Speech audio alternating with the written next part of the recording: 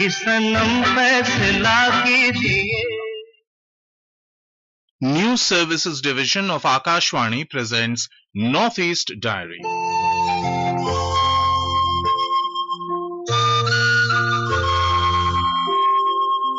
Good evening. Welcome to this edition of Northeast Diary as we explore the northeastern part of India. It gets intriguing to know about it in each episode. Let me tell you about the excitement in today's episode. Today, we bring a report from the inaugural Nagaland Potato Festival held at Jakhma village, Kohima. We will also get to know about the customs and culture of Mijo Mishumi tribe of Arunachal Pradesh. And in our segment, Enchanting Folktales of Northeast India, we delve into the captivating world of Northeastern folklore, unearthing tales that have been passed down through generations, revealing the magic and wonder of Northeast India's storytelling tradition. So folks, for now, let's go to Arunachal Pradesh, where Export Promotion Council for Handicrafts recently organized a one-day export awareness seminar on the Niryat Bandhu scheme of Directorate General of Foreign Trade in Itanagar. Rakesh Dole, our correspondent in Itanagar, shed light on the invaluable assistance offered by the Niryat Bandhu program in providing essential support and guidance to individuals planning their journey in global business. The awareness seminar on the Niryat Bandhu scheme, which was attended by entrepreneurs from across Arunachal Pradesh, aimed at enhancing the awareness and understanding among potential exporters and e-commerce exporters regarding various facets of exports.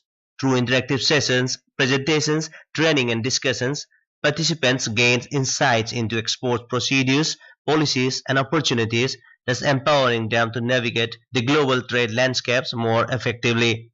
Vishnu Kant, Deputy Director General of Foreign Trade, said that the awareness camp was held for the potential exporter of the state and sensitized them all the procedures of exports. He said that through this initiative, DGFT identified the potential products in the districts and handhold the entrepreneurs in the process of exporting the items by providing a suitable platform. Basic objective है कि ये एक hand holding initiative है to create awareness in the grass root.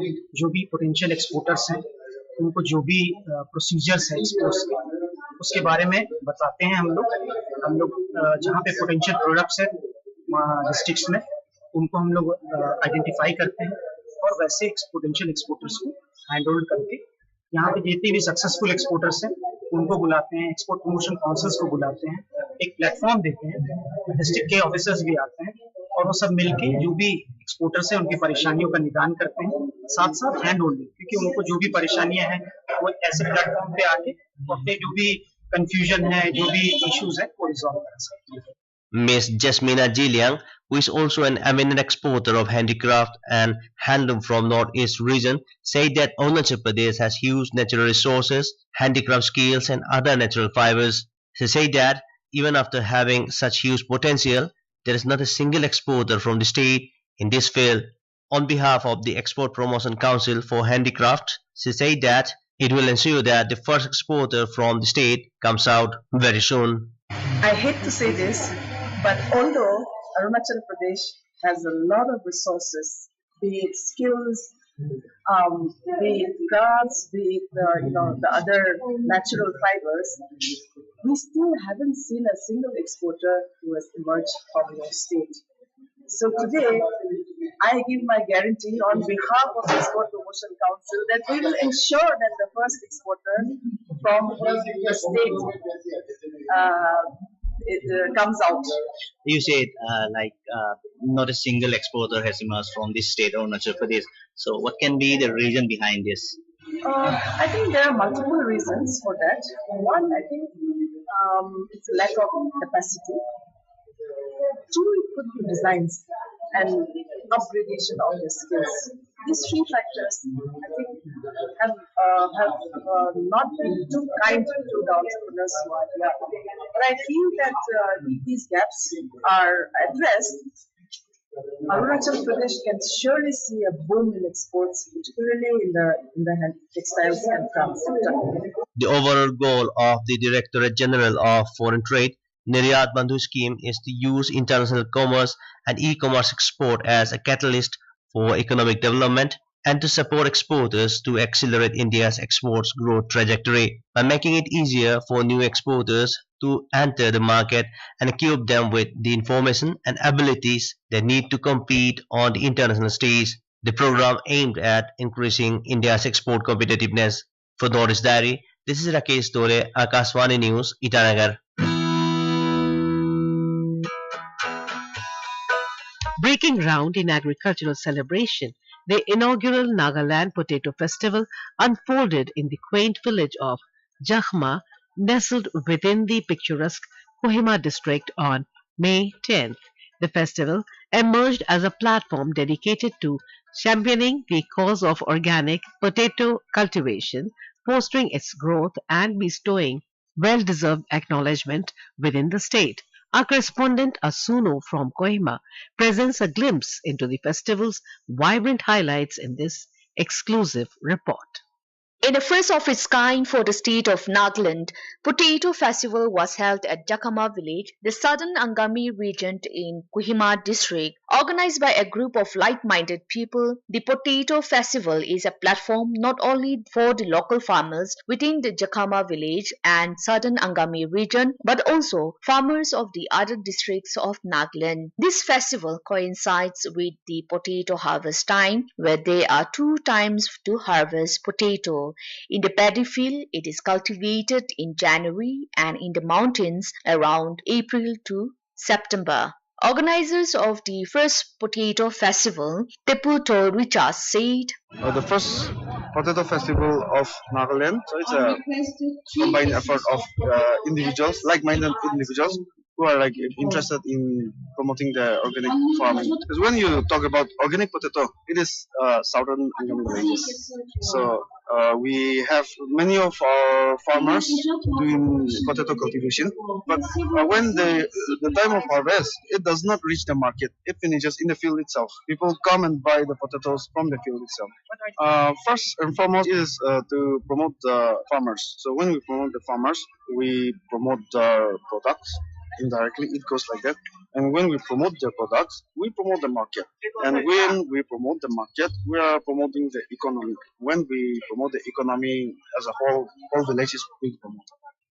The organizers aim to enhance farmers' income by promoting the establishment of agri-based enterprises and to facilitate development of value-added products through capacity building and technical support. They also aim to provide sustainable market linkages and improve farmer access to both domestic and international markets, besides enhancing farmers' entrepreneurial skills, business management, and marketing techniques. Around 70 plus stalls were set up by vendors displaying and selling varieties of potatoes besides demonstrating potato plantation. For Northeast Diary, this is Asunyo from Akashvani News, Kohima.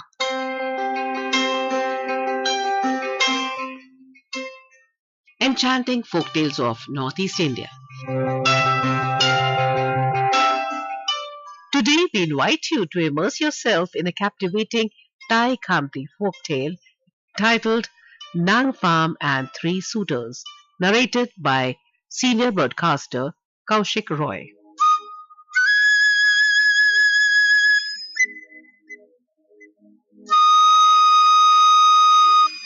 Nang Pham was a shrewd and opportunistic girl who lived in a ramshackle house all by herself. There were 3 other young men from a nearby village who tried to woo her.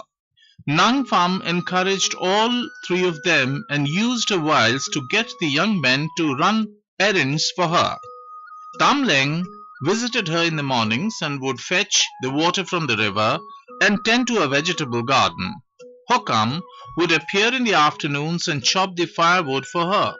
Kangkhun would come at night and keep watch while she slept. Nang Pham spoke sweetly to all 3 of them and sent them on the way before it was time for the other to arrive. This comfortable arrangement continued for a while. One day, she noticed that her veranda was on the verge of collapse and in urgent need of repairs. When she asked her three suitors to get the bamboo required for the job, they were more than eager to oblige. While you are in the jungle cutting the bamboo, I shall cook you a delicious meal of chicken and rice. Start at daybreak, and when you have cut 10 poles, you can come and collect your lunch, she told Tam Leng. To Hokam, she said, start at daybreak, and when you have cut 15 poles, you can come and collect your lunch. Kankun was instructed to collect his lunch after he had cut 20 poles. In this way, none of them would know anything about the other. The next morning, Nang Pham began preparing lunch for the three men. She cooked chicken in bamboo shoot gravy and divided it neatly into 3 portions, which she then wrapped in leaves. Wrapping a bowl of rice for each one of her suitors, she sat down and waited for the young men to collect their meal. Tam Leng, Hokam and Kankun started off at daybreak and met at the forest. Quite by chance, they had all decided to cut bamboo from the same grove. They exchanged polite conversation and went about their work. Tam Leng left the grove after he had cut 10 poles, collected his lunch and resumed his work.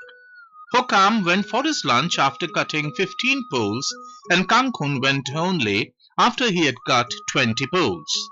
Since they all came at different times, none of them met at the Nang Pham residence. It was high noon when the 3 of them decided to sit down and share their meal. Tam Leng opened his leaf, and the aroma of the bamboo shoot assailed his nostrils. My girlfriend has given me a chicken leg in bamboo shoot gravy, he declared proudly. No one can cook as well as her. Mine too has given me a dish similar to yours, Hokam said. Chicken leg in bamboo shoot gravy. How strange, mine too is chicken in bamboo shoot gravy, but minus the leg portion, exclaimed Kankun.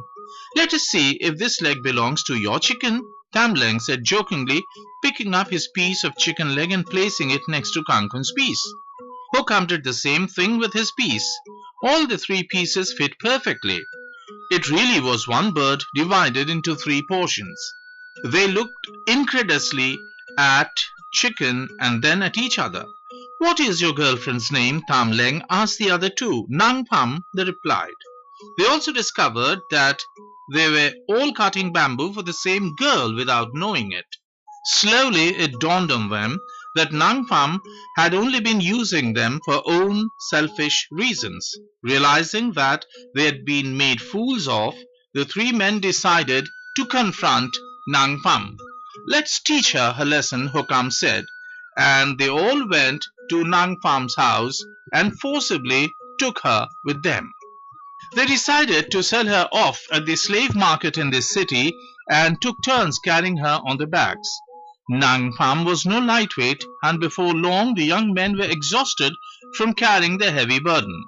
They sat down under the shade of a tree near a paddy field to regain their strength, but the warm sun and cool breeze soon put the 3 tired men to sleep. The owner of the paddy field happened to be inspecting his crop. Seeing the 3 sleeping men and the girl, the man went forward and asked the girl what were they doing there. I am on my way to the city to sell these slaves, she said, pointing to the sleeping men. Well, I do need some workers, so you can sell them to me, the man said.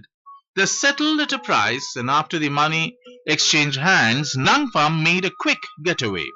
The owner of the field picked up a stick and prodded the 3 sleeping men with it. Time to get up and work. I didn't pay to watch you sleep all day. Tam Leng, Hokam and Kankun woke up with a start.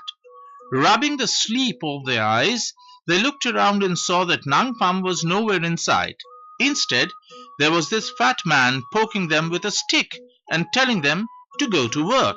They drew their swords and chased the startled man away. She has tricked us again. This time, we won't spare her. We must finish her off for good, they said. Meanwhile, Nang Pham had reached home and was plotting to get rid of all 3 men. Knowing they would come back for her sooner or later, she prepared food and drinks mixed with a poisonous herb and waited. When they barged in through a door, she very sweetly exclaimed, I was expecting you all to come, so I have prepared some food and drinks. Come, let us eat first and then discuss what we have to do."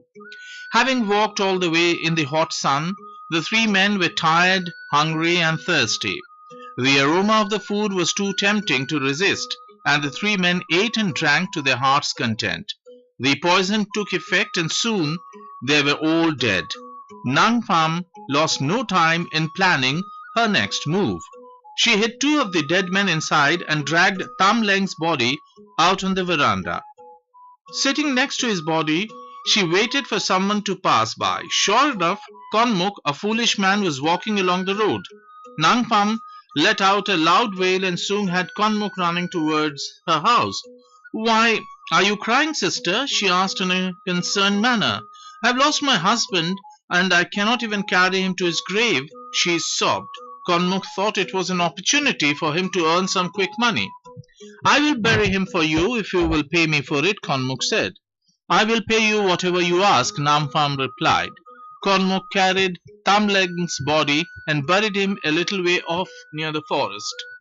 In the meantime, Nang Pham brought out Hokam's body and went down to dirty her feet in the wet mud. She walked up to the steps with muddy feet, leaving her footprints all over the steps and the veranda. When Konmuk came back to collect his payment, she pointed to the muddy footprints near the body and said, "You must have buried him in a shallow grave. That's why he has walked back home." Konmuk looked at the muddy footprints and believed her. "What should we do now?" Konmuk asked her. "I think you should take him and throw him into the river," Nang Pham suggested. "The current will carry him downstream and he won't be able to walk back." Konmuk picked up the body and made his way down towards the river. As soon as Konmuk left with Hokam's body, she quickly brought out Kangkun's body and splashed it with a pot full of water. When Konmuk returned after throwing the body into the river, he was amazed to see that there was a body lying on the veranda drenched in water. "He has come back from the water," she wailed. "This time please burn him so that he is gone for good." Konmuk carried the body to the cremation ground and burned it. This time he made sure that the job was thorough. Totally exhausted from ferrying the bodies to their graves, Konmuk wiped his brow and started walking towards Nang Pham's house to collect his payment. A farmer had just finished setting his fields on fire and was returning home covered with soot. Konmuk saw the farmer and ran towards him shouting, "It is you again. I buried you and you came back. I threw you into the water and you managed to come back. Now you have come back after I had just burned you." He tried to catch hold of the farmer, but the farmer thought him mad and pushed him away. Konmuk would have none of it. He wasn't about to let go of this man who kept coming back from the grave. After all, he had to collect his money for the 3 times that he had gone about disposing of the body. The two of them grappled with each other, and soon a curious crowd gathered around to watch them. "Why are the two of you fighting?" someone from the crowd asked after they were forcibly separated. "He is not a man but a ghost. He keeps coming back from the grave." Konmuk pointed his finger at the farmer. "He is a madman, I tell you," the farmer shouted back. There were a few people who knew the farmer and they demanded an explanation from Konmuk. Konmuk related the events of the day and led them all to Nang Pham's house. Nang Pham pretended she did not even know Konmuk. "I have never seen him before," she lied. Konmuk then led them to Tam Leng's grave. Nang Pham tried to escape but was caught and brought before the village council. After she was pronounced guilty of murder, the angry villagers put her in a bamboo basket and threw her into the fast-flowing river.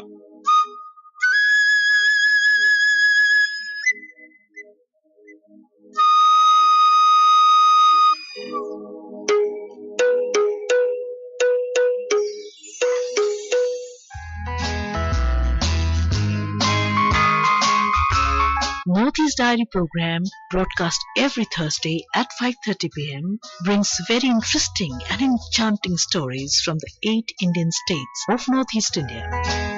Don't forget to tune in. Now let's know about custom and culture of Mitsubishi tribe from our presenter, Sokep Cream. The Mismis belong to Tibeto-Mongoloid stock. The presence of Mismis in the foothills of Lohit Valley got a mention for the first time in the chronicles of Ahoms during the reign of Ahom king Sutianfa Narya Raja in the year 1644 to 1648 AD. There had been instances of little skirmishes between the Mismis and the Ahom kingdom. The might of Ahom kingdom from this region was finished by the imperialist Britishers. However, the Britishers came into contact with the Miju and Digaro Mismis in the year 1825 when adventurers like Lieutenant Wilcox and Dr. Griffith went deep into the Mismi Hills. Due to non-exposure to the outside world, the Mismis were suspicious of the visiting strangers to their land. The Mismis, like other hill tribes of the region, were very averse to receive strangers. It was very unfortunate that a fakir named Paramananda Acharya in 1848 and M. Cricht, a French missionary in 1851, were got killed when they were crossing Mismi areas. The person who killed Mr. M. Cricht was no other than Kaisha, a resident of small village under present Hawai circle of Anjao district, Arunachal Pradesh. The population of Miju Mismi is spread over the two districts, that is Lohit and Anjao districts of Arunachal Pradesh. Out of 7 administrative circles of Anjao district, that is Haiuliang, Chaglagam, Goyliang, Manchal, Hawai, Walong and Kibito, the Miju Mismis are the predominant tribe in Anjao district, except in Chaglagam, Haiuliang and Goyliang circle, where the presence of Digaro Mismis are also found. As a matter of fact, there is no difference between Miju and Digaro Mismis except for a little differences in spoken dialect. In Lohit district, the presence of Miju Mismi can be seen in majority in villages under Wakro circle. Loyliang, Danglat and Changlang villages under Teju circle and few villages under Sunpura circle. And now let me tell you about from where Miju Mismis were known to have migrated. Miju Mismis, also called Kaman, are believed to have come from Kachin hills of Burma in phased manner. As earlier already mentioned that the presence of Miju Mismis was recorded which dates back to 1644 to 1648 AD, it can be presumed that the tribe must have come to this place prior to 1644 AD.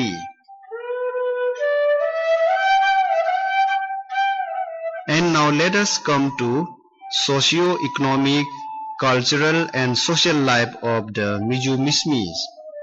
The Miju Mismis are the agriculturist tribe. They practice jhum or shifting cultivation as the topography does not allow for doing settled cultivation. They are self-sufficient tribe.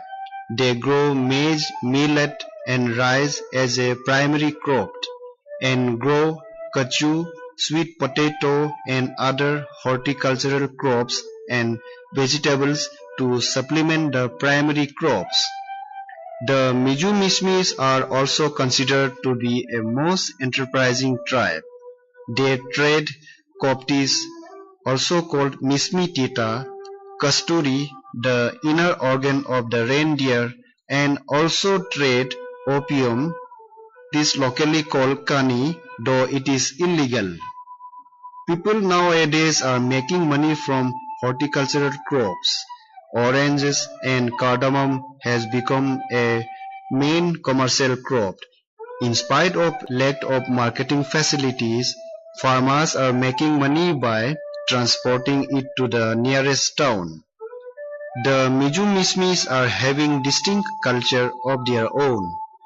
The cultural practices being followed by these tribes since time immemorial are being preserved undisturbed even to these days. The ingredients of cultural like dialects, dresses and costumes, songs and dances, religious faiths, etc. are different from other tribes of the state. As already told earlier that the Miju and Digaru Mismis are following same customs and tradition, the difference we find between these tribes are in dialect only. So far as the social life of the Miju and also as Digaru Mismis are concerned, the family is governed by patriarchal system, where the eldest male member is the head of the family. So the decision of his is supreme in the family and his command prevails.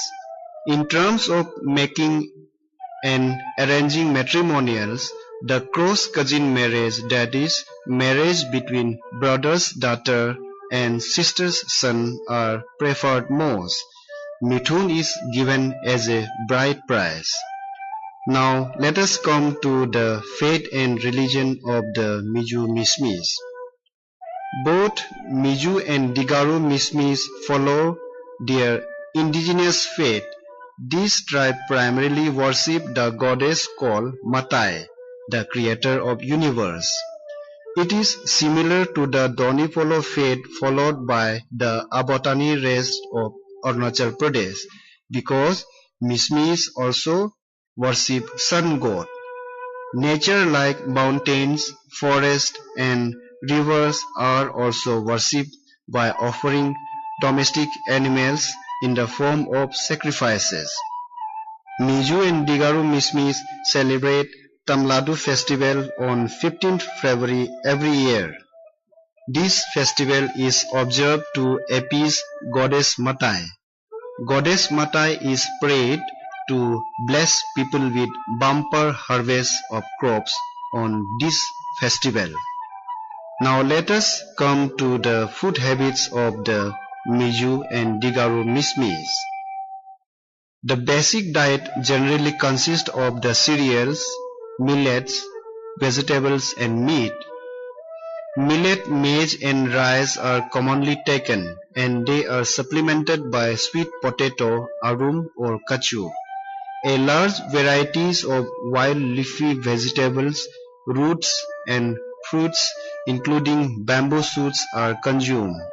The Mismis are, so to say, champion in using nature for survival. And now let us come to the changing scenario of the Miju and Digaru Mismis. With the changing trend and social dynamics in every field, the Mismis are also following the trend of change.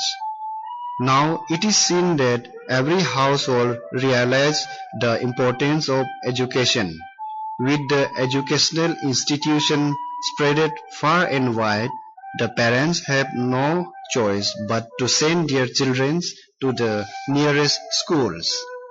Changes is being seen in the field of dresses also. The local costumes are being improved by adding new designs. Songs and dances are also composed and choreographed according to present trend. In short, it can be concluded that the Mijus and Digaru Mismis are catching the pace of modernization. This program was presented and produced by Vinita Thakur with assistance from Kumar Gaurav. It was brought to you by the News Services Division of Akashvani.